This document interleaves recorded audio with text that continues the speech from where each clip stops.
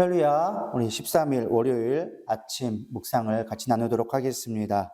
오늘은 미스바 기도회가 있는 날이죠. 여러 가지가 분주하고 바쁘실 터이지만 우리가 기도로, 말씀으로 시작하는 오늘 하루 되기를 소망합니다. 오늘은 시편 96편 만물의 통치자이신 하나님 왕께 드리는 왕의 노래로 알려진 시를 같이 묵상하기로 원합니다. 한 절씩 살펴보면서 우리가 하나님을 어떻게 삶 가운데 찬양할 수 있을지 살펴보도록 하겠습니다. 먼저 1절을 살펴보면 새 노래로 여호와께 노래하라 온 땅이여 여호와께 노래할지어다 라고 나와져 있습니다. 본문은 새 노래로 여호와께 노래하라는 명령으로 시작되어지는데요. 여기서 새 노래란 단순히 이전에 없었던 새로워진 어떤 노래를 의미하는 것이 아닙니다. 구원을 경험한 자가 날마다 부르는 노래를 새 노래라고 이야기하고 있습니다. 아마 방송을 보시는 분들께 제가 질문을 드립니다. 여러분은 찬양 언제 드리고 계십니까? 어느 때 우리가 새로운 노래를 부를 수 있다고 생각하십니까? 사실 똑같은 찬양이란 있을 수가 없습니다. 어느 날은 힘들어서, 어느 날은 즐거워서, 어느 날은 슬퍼서 똑같은 멜로디에 똑같은 찬양을 부른다 할지라도 그때마다 아마 그 부르는 찬양은 다르게 느껴질 것입니다. 그렇게 우리는 날마다 새로운 찬양을 하나님 앞에 드려야 합니다. 하나님 앞에 올릴 때 우리가 정말 하나님 앞에 만들어진 창조의 목적대로 살아가게 되는 것이라고 믿습니다. 그렇다면 우리는 무엇을 찬양해야 될까요? 정해진 노래가 아니라 사실 이 찬양의 의미는 단순하게 곡조의 노래가 아니라 하나님을 어떠한 모습으로 찬양해야 되는지를 이야기해 주고 있습니다. 2절에 보면 여호와께 노래하여 그의 이름을 송축하며 그의 구원을 날마다 전파할지어다 라고 얘기해 주고 있습니다.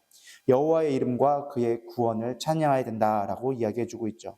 주기도문에도 나와 있지만 여호와의 이름은 하나님을 알 수 있는 하나님의 계시이며 능력을 이야기합니다. 그래서 예를 들어서 여호와 라파, 치료의 하나님을 이야기하고 있죠. 또 그의 이름을 부를 때 하나님이 치료하신 분이시며 그분의 능력을 의지하여 우리에게 은혜를 베풀게 되시는 것을 보게 되어집니다. 그렇게 여호와 이름을 송축하며 그분의 능력을 인하여서 찬양할 때 우리의 능력이 되어진다라는 것입니다. 오늘 기도할 때 여호와 이름의 능력을 의지하면서 우리 기도해 볼 수 있는 저와 여러분 되기를 소망합니다. 두 번째는 구원을 찬양하라고 얘기하고 있죠. 구원을 받으면 여러분은 얼마나 감사하고 있습니까? 진짜 구원받음에 감사한다면 우리는 구원을 자랑해야만 합니다. 날마다 하나님의 살아계심을 나타내는 것이 구원에 대한 우리의 지극히 당연한 반응이라고 저는 믿습니다.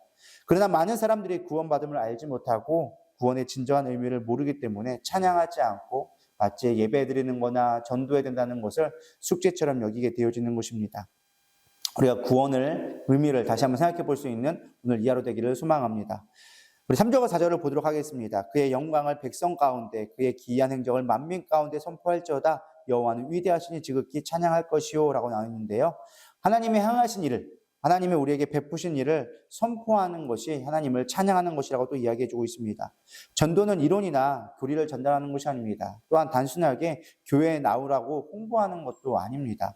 진정한 우리가 찬양은요, 우리의 삶 가운데서 하나님이 행하신 일, 하나님을 나타내는 일이 바로 진정한 찬양의 모습인 것입니다. 우리가 꼭 행하신 일을 꼭 성공하고 잘 되는 것이 아니라 위험 가운데도 지키시고 보호하시는 하나님의 은혜라는 것을 기억해 되리라 믿습니다. 그러기 위해서는 하나님이 내 삶에서 무슨 일을 하고 계시는지, 어떤 것을 하고 계시는지 집중하고 주목하며 생각해야만 합니다. 오늘도 주님이 주신 은혜를 기억해 보기를 소망합니다. 두 번째는요, 세상을 압도하는 하나님의 위엄을 선포해야만 한다라는 것입니다. 4절 후반절 보면 모든 신들보다 경외할 것이며 라고 나와져 있습니다. 여기 보면은 두 번째 우상이 아닌 하나님만을 예배됨을 이야기하고 있는데요. 우리는 삶에서 수없이 많은 우상을 섬기고 있습니다. 돈이나 명예 혹은 나를 짓누르는 문제들 또한 성경에서는 신이라고 이야기해주고 있습니다.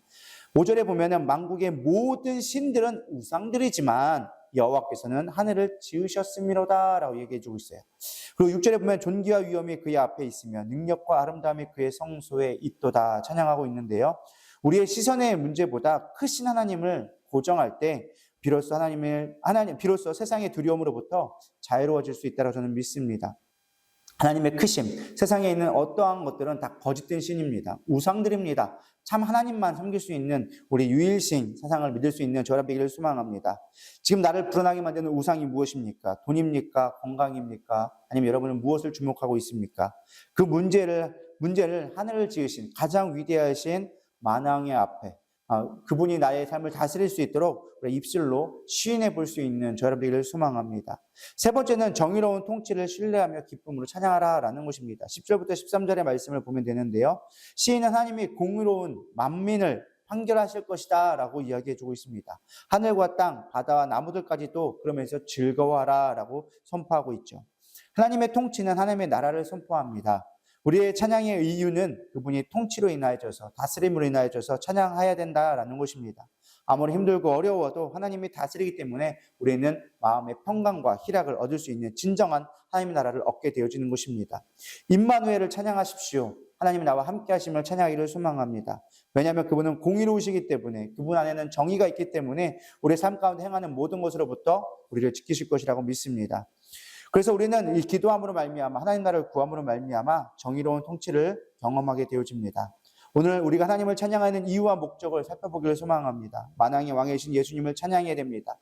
날마다 새로운 찬양으로 찬양해야 됩니다. 그분의 이름과 구원의 능력으로 인하여 찬양해야 됩니다. 세상의 헛된 신들을 버려버리고 우상들을 버리고 오직 하나님만, 하나님의 나라를 구하며 찬양해야 되는 것입니다. 그럴 때 우리가 창조되어진 목적대로 하나님의 영광을 나타나게 되리라 믿습니다. 기도하시겠습니다. 하나님, 오늘 만왕의 왕이신 주님을 찬양함의 됨을 생각해 보았습니다. 우리가 얼마나 찬양하고 있습니까? 삶이 어렵다고 힘들다고 원망하고 두려워하는 것이 아니라 정말 하나님을 찬양하며 하나님만 의지하는 오늘의 삶이 되기를 소망합니다. 주님 붙들어 주시옵시고 주님만 높이는 오늘의 삶이 될 수 있도록 인도하여 주시옵소서. 감사하며 살아계신 예수님의 이름으로 기도드려 싸움나이다. 아멘.